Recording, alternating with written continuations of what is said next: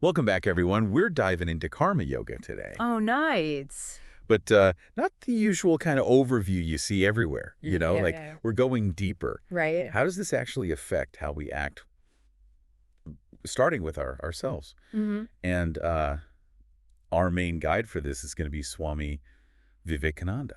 Yeah. He was like the guy who brought these Eastern ideas to the West. Exactly. I have a feeling this will be one of those deep dives where by the end, we see things totally differently. Totally agree. You know what struck me most about Vivekananda?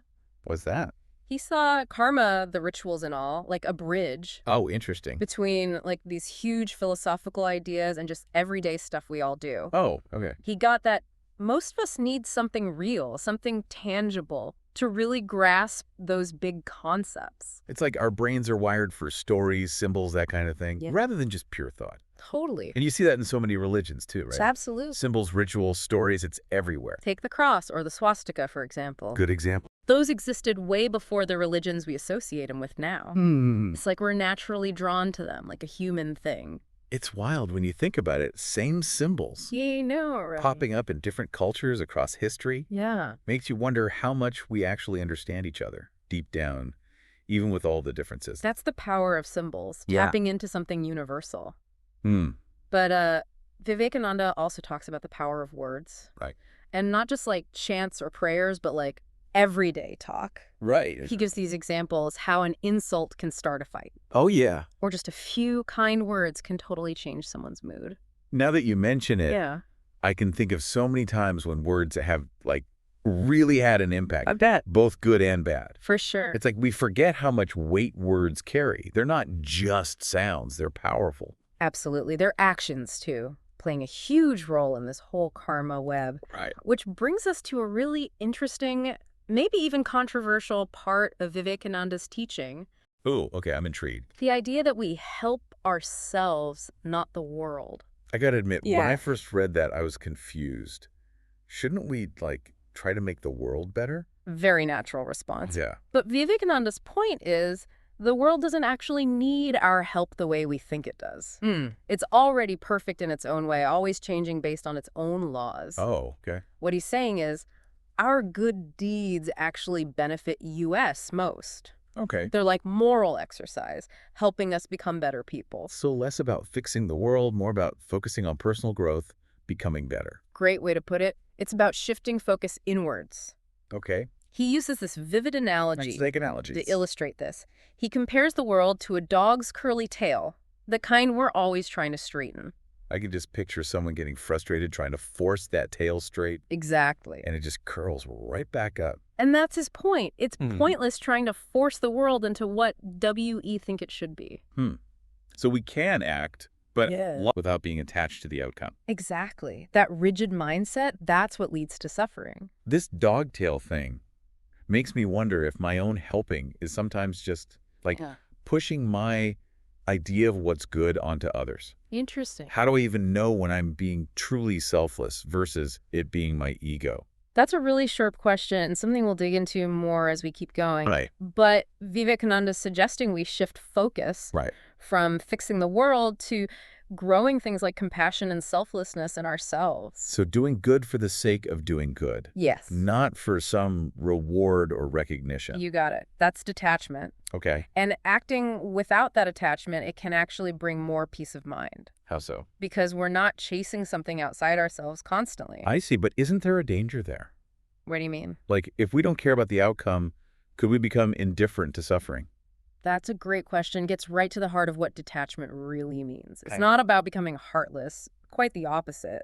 It's about a deeper understanding of reality and our place in it. We'll come back to detachment and explore it more as we go. Okay, I'm definitely intrigued to see where this goes. Me too. There's a lot to unpack here. I think we're just scratching the surface. So we're talking about detachment, and I gotta admit, I'm still kind of wrapping my head around it. Yeah, it does challenge how we usually think, huh? It feels counterintuitive, like helping myself is the best way to help the world. Definitely takes it further, actually. Oh, how? He argues we shouldn't even be fixated on doing good in the first place. Wait, hold on. Yeah. Didn't we just say good deeds are important for U.S. to develop? I'm lost now. Understandable. Sounds like a contradiction. But No. remember that dog tail analogy? The curly one? Yeah. It applies here too. We get so caught up making the world fit our idea of good Right. that we forget to just act from real compassion, you know? So it's not that doing good is wrong, but it's our motive that matters. Exactly. Vivekananda's warning us about getting attached to the outcome. It's about doing what we can, offering help, no expectations, no judgment. Okay, think I'm starting to see the nuance. Yeah. Like if I'm helping someone just so they'll thank me, Yeah. or so I feel good about myself, Right. then it's not really about them, is it? It's my ego. You got it. And that kind of action, driven by ego, can actually create more suffering, Oh, interesting. both for us and others. Think about it. We set ourselves up for disappointment if our expectations aren't met. So how do we shift out of that mindset? Yeah. Feels so ingrained, Yeah. Like from childhood, we're taught to be helpers, get recognized for good deeds. It is a process, for sure. But Vivekananda gives some practical advice. Okay, like what? Approach every interaction, every chance to help, as practice Practice for. for compassion, generosity, like a training ground. So not swooping in like a superhero to fix everyone's problems. Right. But more like approaching with humility, willingness to learn from the experience. Exactly. And seeing the inherent dignity in every person, no matter their situation. Remember, Vivekananda emphasized that interconnectedness. Right, we talked about that. We're not separate from the world. We're part of this web of relationships. That reminds me how often we do separate ourselves, though, Yeah, how so? from people we see as less fortunate.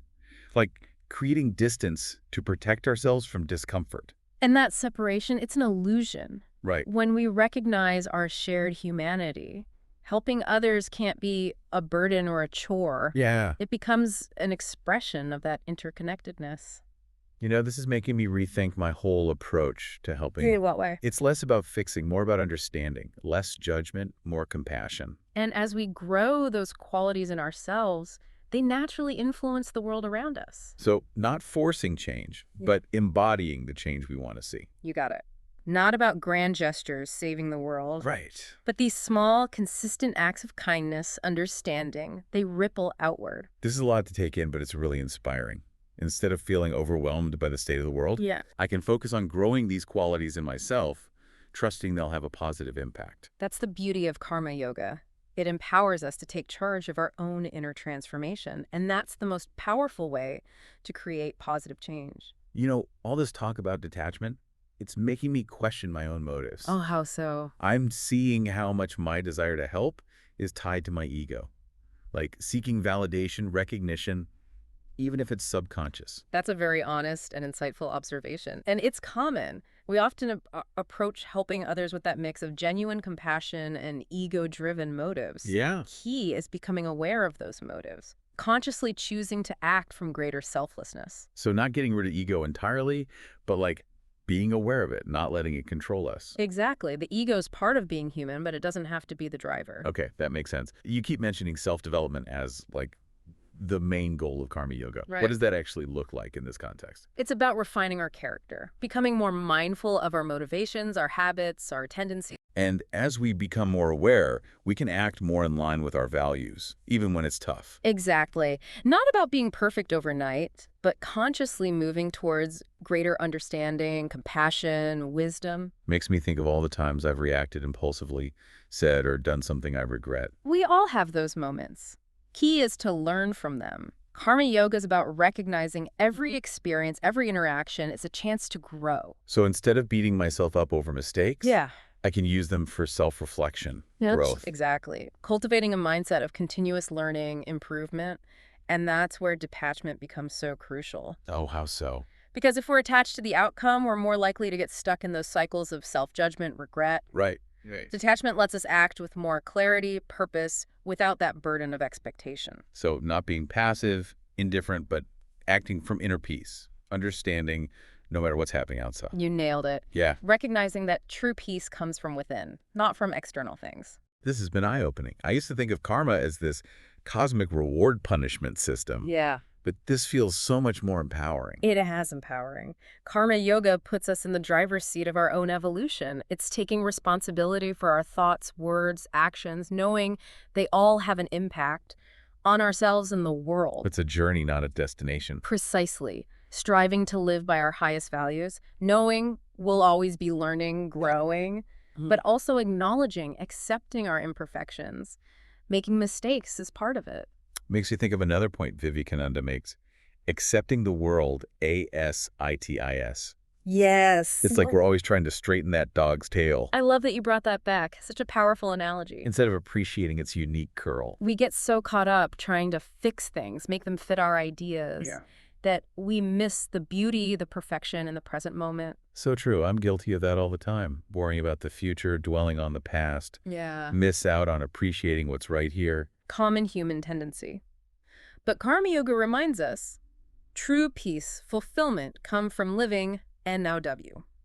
Accepting things as they are, focusing on growing positive qualities within. That's a great reminder.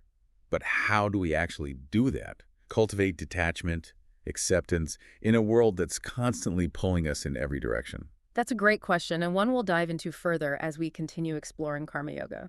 So we've been talking about detachment and acceptance, and it's easy to talk about, but actually doing it Right. in a world that's like constantly pulling us in different directions, demanding our attention, that feels tougher. Absolutely. Not always easy, but Vivekananda does offer some practical stuff. Oh, good. Like what? He talks about mindfulness, being present each moment, paying attention, What? our thoughts, words, actions, the whole package. So like noticing when I'm getting caught up in worry, judgment, that kind of thing, Exactly. The more aware we become, the more we can choose how we respond. instead of just reacting automatically. Right. And that's where Karma Yoga, the practice, comes in. It's consciously choosing actions that fit our values, even when it's hard. This reminds me, we talked about how Vivekananda sees everything as a chance for growth. Yes.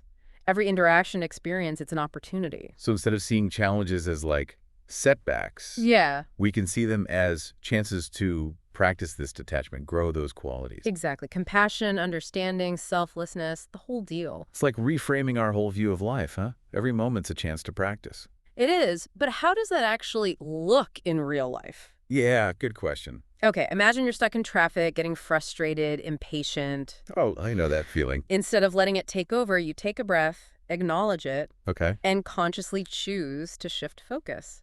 Maybe put on some calming music or Right. practice gratitude for even having a car. I can see that helping, yeah. Instead of being all consumed by frustration, Right. you're actively choosing a different experience, Mm. taking control, not being a victim. Exactly. Small example, but you can apply that to bigger challenges too. Makes sense. It's recognizing we always have a choice in how we respond, even when things feel out of control. This makes me think of another thing Vivekananda said, Yeah. What's that? being grateful for the opportunity to help others. Yes. Crucial teaching. It's recognizing every act of service, big or small. It's a privilege, a chance to practice, strengthen those qualities we keep talking about. So not doing good deeds for a pat on the back or to feel superior, Right. but realizing it's a gift to be able to help in the first place. Exactly. Approaching it with humility, seeing the dignity in every person, no matter their situation. This has been so thought-provoking. I had a whole different idea of karma before. I bet a lot of people do. But this is like empowering, not some cosmic scorecard, but taking responsibility for our own growth. Exactly. And recognizing that is the most powerful way to make a positive impact. I like that. It's been great exploring these ideas with you. Same here. And for everyone listening, the big question is, how do WE apply this? Detachment, acceptance, selfless service in our UR lives, especially when things get tough. Something to think about as we go about our day. Thanks for joining us for this deep dive.